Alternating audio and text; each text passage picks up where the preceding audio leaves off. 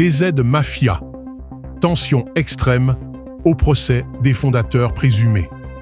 À Aix-en-Provence, le procès lié à la DZ Mafia débute dans une atmosphère électrique.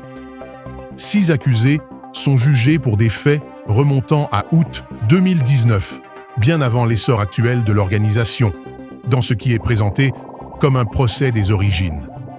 Dès l'ouverture, 2 figures captent l'attention, Amin Wallan et Gabriel Horry, considérés comme des acteurs majeurs de la structuration du groupe.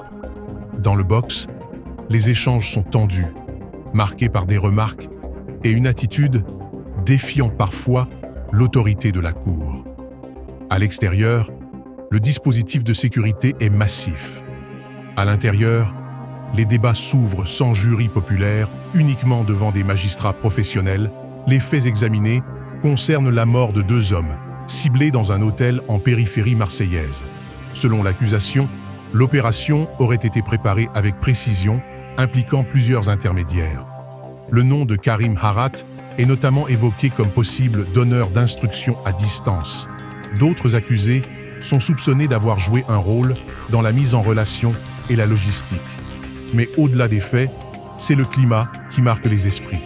En pleine audience, une phrase résume la tension. « Ce sont les mamans qui donnent des ordres », lance Amin Wallan, visiblement agacé, illustrant un rapport de force installé avec la cour.